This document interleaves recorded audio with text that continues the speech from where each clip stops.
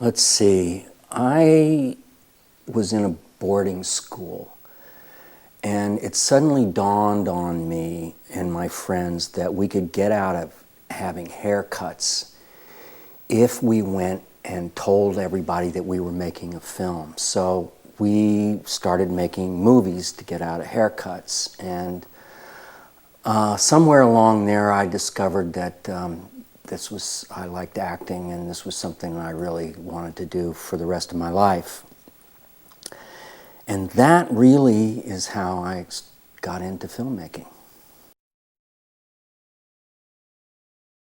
The first Werner Herzog film I saw was Caspar Hauser, and it is probably, if I picked 5 films, that would be, of my favorite films, that would be definitely among them. I was completely blown away, and Bruno, I can never remember names, Bruno Hess, is it?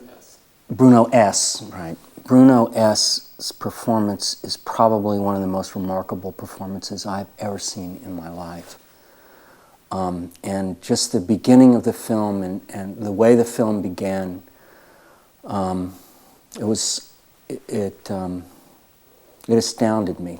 And just the first images, the images of starting a movie really with a guy in the middle of a completely asleep town holding a note in his hand, not even knowing how to talk, as this sleepy town wakes up, was probably one of the most extraordinary cinematic moments I've ever seen in my life. It just blew me away. And then the whole film went on. It really moved me a lot. My feelings on the body of Herzog's work, it almost sounds... Werner is probably the most diverse, in a way, filmmaker, in that he tries things that nobody does. He pushes the boundary of film in a way that nobody does. The world of cinema is different because of Werner Herzog's films. I'm always astounded, even when I think that one doesn't work as well as another, that there's always something worth seeing in them, because there's always some place that he goes. I don't know. It just yeah. There's always something that I get out of them. There's always some image I've never seen before. There's always some place I'm going that I've never quite been before. And even the very, I guess, more conservative and straight-ahead documentaries that I've seen of his somehow border on poetry for me. The first time I worked with Werner was a film that we shot in Patagonia called Scream of Stone. And I guess the first time of actively working with him is that I described to him buying my equipment in a store in Los Angeles, and this guy was saying, "Oh, you're going to Saratori, man, that is a radical mountain, man." And Werner loved it. He said, "Radical mountain?" And he went around saying radical mountain, and he sort of immediately incorporated it into the film. And then I had this really extraordinary time with him. 2 now stories are coming to mind. Number one is we didn't have a location for this film, for this part of this scene that we were shooting. And Werner just gets up and says, "Okay, we're all going up the mountain." And we all got up and started walking up the mountain, and not knowing what we were going to shoot. And he found this place, and there had been this eagle walking around, and he said, "An eagle's nest." And he built this set out of just stuff around that looked kind of like an eagle's nest, and that was my home. And we kind of improvised this scene in this eagle's nest thing, and the whole thing really worked. and it was nice to be that improvisational. The second Werner story, I guess, has to do with preparation. I prepare, and when I prepare, I walk around, and I pace around, and I think about what I'm going to do. And I always time my preparation for, or try to, but it's a very, for when they're ready to shoot, but it's a very inexact science. There's always a part in your unconscious where your preparation really peaks.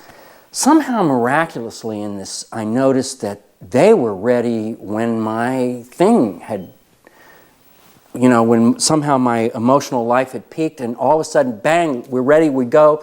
We did the scene. The first time it worked out great. Werner let me do it again to indulge me. But it turned out that really what had been going on is that Werner was watching me pace, and he timed their being ready to my preparation, and no one has ever done that before. And I thought that was pretty remarkable, and it actually probably makes great sense as a filmmaker, to if you can hook that well into an actor. Oh, some projects that never happened. That's always kind of sad. There was a wonderful script that Werner wrote about a guy who ran his mother through with a saber after being involved in a play. And being really completely insane. And just this whole absurd kind of, he holds people hostage. In the end, it turns out to be cranes or flamingos. A whole group of living pink flamingos are the hostages that he has the whole police force and everybody out, all worried. They come, he lets the hostages go, and it's all these pink flamingos going out. It was really an amazing script, and we never did it.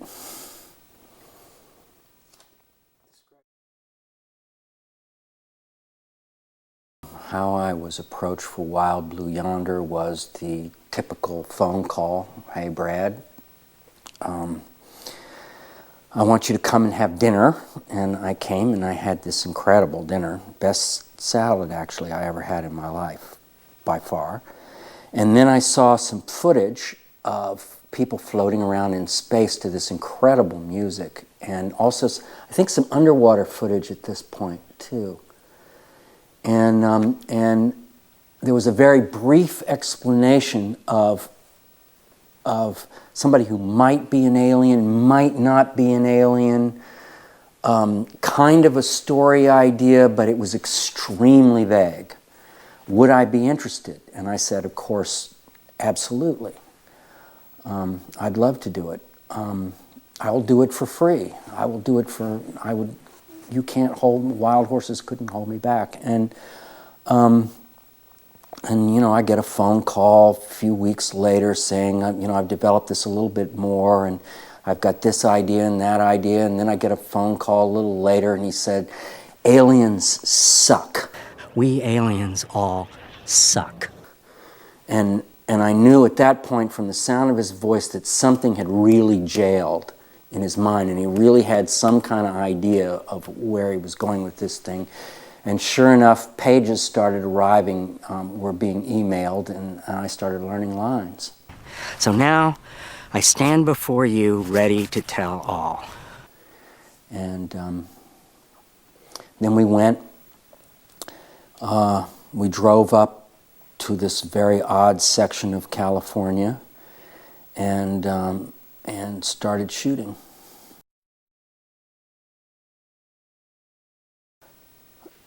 I played an alien as someone who was isolated, as a human being, really, as something human, who was very isolated. very alone.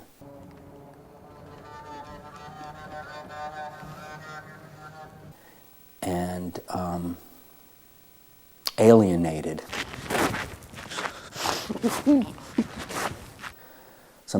An alien is somebody who is alienated. They're different and misunderstood, or not understood at all, really. I guess the way the words came through email, bit by bit, and I would memorize them. An Italian poet decides it would be a good idea to climb a mountain just for the fun of it. The Swiss didn't do it, the Sherpas didn't do it until bored 19th century English men paid them. And then they robbed the mountains of their dignity. I had thought we were going to rehearse. We never did rehearse. I just memorized them. That was a sin. I had been taught as an actor to memorize things pretty much word for word. Let's suppose that is a spaceship. You are an astronaut on that ship, and you are headed toward Alpha Centauri, which I will mind you is 4.5 light years from here. So I did. I memorized the text. Werner had told me that I could, do dialogue. If I changed dialogue a little bit, it was fine. But I didn't. I learned it. And finally, the only real surprise is I had thought that one of the things, that a good portion of it was going to be narration, and it wasn't. And it wasn't until we were driving up there that I realized that I had a couple of pages of quick memorization to do. And so I, got in the car, and it took a couple hours, and that was enough time to do that. What was it like to film in a location where you really have one camera operator, Werner, not even really a sound person, and an editor there, and my girlfriend and I think the editor's girlfriend was there. The girlfriends wound up doing traffic control. How could you have avoided inbreeding, rebellions, murders? Would you not just become grotesquely maldeformed freaks? People were amazingly, because there was nobody there. We didn't have a crew. Grotesquely maldeformed freaks. Lunch was salami and some cheese that Werner happened to pick up, on the way, which was quite good. But, it was, we were a small operation, and yet these people came wanting freaks, wanting permits, and we went to this one place which was completely unincorporated. And we were standing in front of a place that was completely barren. Nothing was there. And we were chased off. Freaks. And told that, if we wanted to shoot there, we needed to contact some guy who was in the hospital.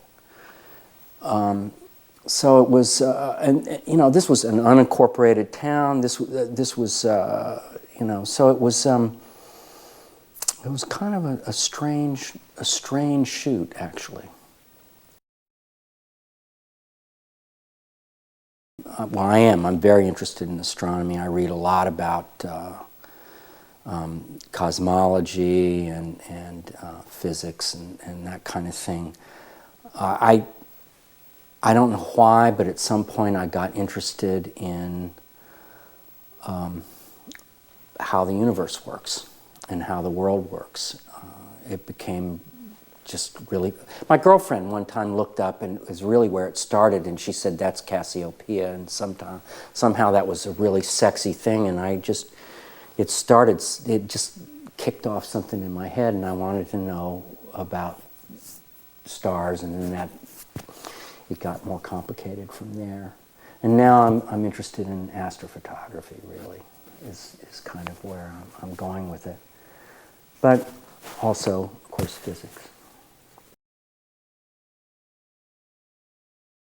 What fueled my interest in the Wild Blue Yonder, although astronomy is a part of it, it certainly had a very technical side to it. My interest is that the film is really about how it busts a kind of denial that we're in, that somehow at the last moment we are going to save ourselves from destroying the planet, when in fact we're at a point where we are dangerously close to being at a point of no recovery from that. And I'm talking about global warming. And that's what the film is about. It's about somebody who lost his planet, who's and can never have it back, and who tried to go somewhere else and he doesn't fit.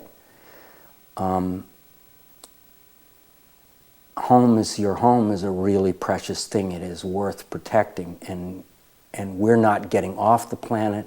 We're not going to another place. There are no aliens anywhere nearby that are going to come in and save us at the last minute. There is no technology other than our realization and stopping burning fossil fuels and our determination to do it that is going to save us. We have to save ourselves. We can't just go someplace else. And I think this is what the film kind of points up. Well, there is no way that I could say with absolute certainty whether aliens exist or not. It's ridiculous. The odds are that aliens are not visiting the Earth.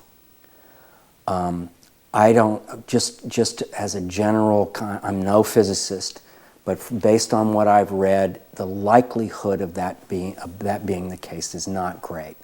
And might I add that the closest star which might be considered non-lethal is not 4.5 light years from here. It's more like 200,000. Space travel, intergalactic travel, traveling from one galaxy to another galaxy, probably won't happen. I doubt very seriously that there will ever be a technology for wormholes that involves kinds of stuff called exotic matter. What is exotic matter? Nobody even knows. It doesn't even exist. There is no even idea of where any physics. That's so theoretical that it's ridiculous to assume that we'll ever be able to do this. So my feeling is that probably not.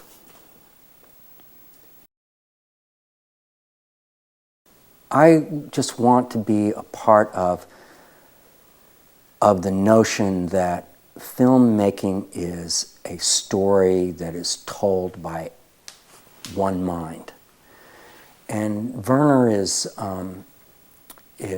somebody who really understands that. And it's a great opportunity for me to bring everything that I have to bear and to try to put it into somebody who's very clear about their vision of things. I want to be a part of filmmaking that has that kind of clarity of conversation.